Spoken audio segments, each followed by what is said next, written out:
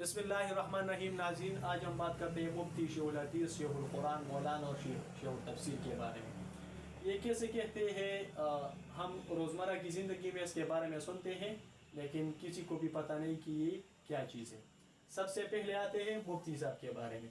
मुफ्ती साहब वो शख्स होता है जो कि उन्होंने मुफ्ती कोर्स की हो, तकरीबन 4 साल इनकी कोर्स है। बाज़ कोर्स जो है ना वो 2 साल होते हैं, 2 साल।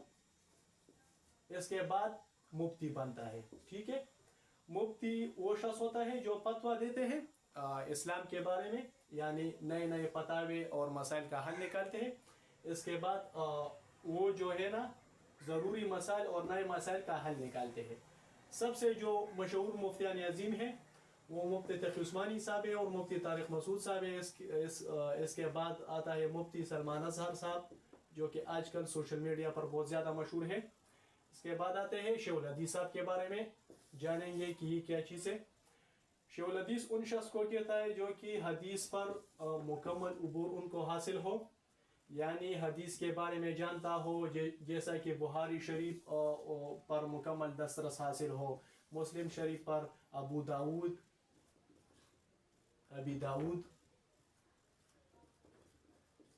इसके बारे में मुकम्मल मालूमात हासिल हो, यानी उस पर मुकम्मल उबूर इल्म हासिल हो, उसको शेखुल हदीस कहते हैं।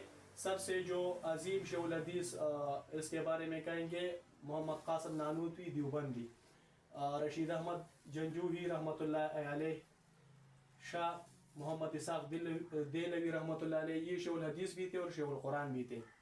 इसके बाद आते हैं शेखुल कुरान की तरफ। तो शेखुल कुरान वो शख्स होता है जो कि कुरान पर मुकम्मल उबूर हासिल हो, यानी तफसीर वगैरह तर्जुमा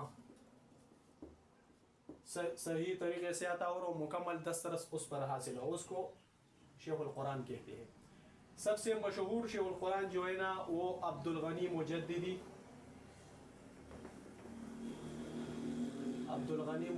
जो कि बहुत ज़्यादा मशहूर था, ये भी हिंदुस्तान का था।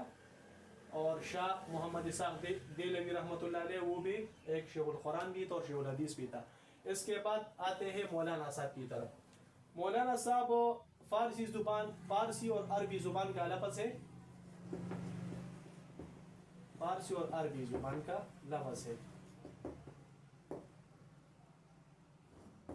जो कि इसका माना है यानी किसी चीज़ पर कुदरत रखना, और यानी इस्लाम में इसको कहती है दीनी उलूम का माहिर।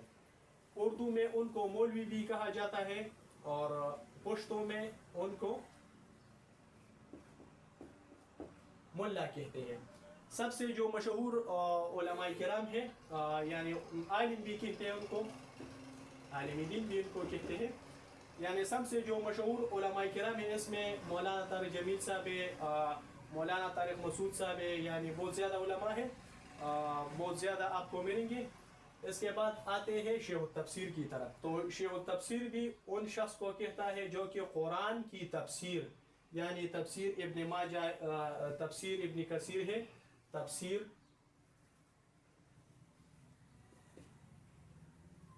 इब्न कसीर जो है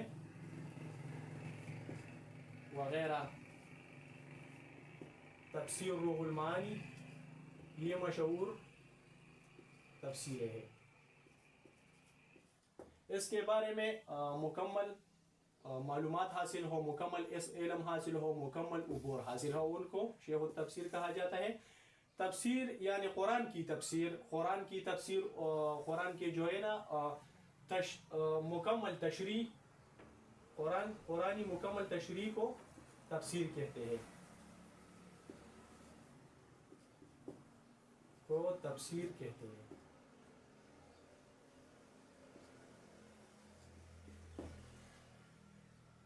शेखुल तफसीर उन शख्स को कहता है जो कि कुरानी तफसीर के मुकम्मल माहिर हो, जैसा कि शमसुल हक अफगानी रहमतुल्लाह अलैह, शहीद इदरीस रहमतुल्लाह अलैह वगैरह। तो उम्मीद करता हूँ कि आप लोगों को ये वीडियो पसंद आई होगी। आज के लिए इतना ही, खुदा हाफिज़, और कल इंशाल्लाह दूसरी टॉपिक पर बात करेंगे। تو آپ لوگوں سے گزارش ہے کہ چینل کو سبسکرائب کریں، لائک اور بیل آئیکن کو دبا دیں تاکہ ہمارے آنے والے نئی ویڈیو سب سے پہلے آپ لوگوں تک پہنچ سکے۔ اللہ حافظ۔